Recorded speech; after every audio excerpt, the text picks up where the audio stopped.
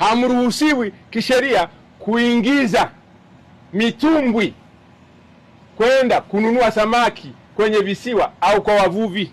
Hiyo kanuni sijajana nayo mimi, lakini viwanda vyote vinafanya na nyinyi hapa mnafanya.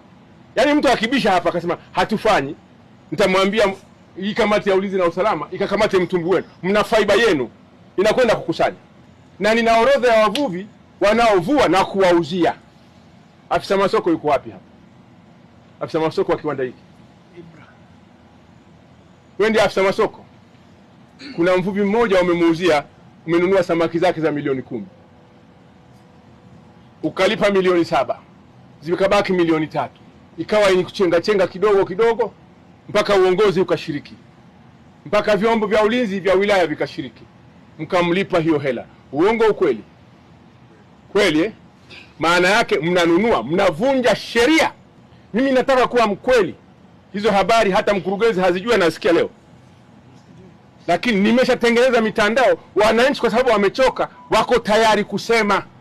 Sasa nitadhalilika mimi na nitadharauka mimi na serikali nikipata taarifa hiyo halafu nisiifanyie kazi. Kwanza wananchi watatudharau na hawatatupa ushirikiano. Kwa nasema hili kwa nia njema kabisa. Ujumbe huu ufike kwa niaba ya viwanda vyote. Nisimuone mtu yoyote kuanzia leo akishiriki katika kununua samaki ziwani. Ina maana yake. Ina maana kubwa. Kwanza mnavuruga soko na mnawafilisi na kuwafukarisha wavuvi.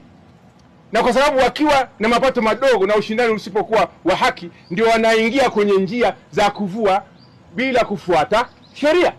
Kwa sababu wanavua kwa mikopo, wana watu wanatakiwa kuwalipa mishahara kama nyinyi. Kwa sababu na wenyewe wako kwenye biashara kama nyinyi. Wanalipa kodi kama nyinyi. Wanaajiri kama nyinyi. Wanakopa kama nyinyi. Na atakayekamatwa leseni yake itafungwa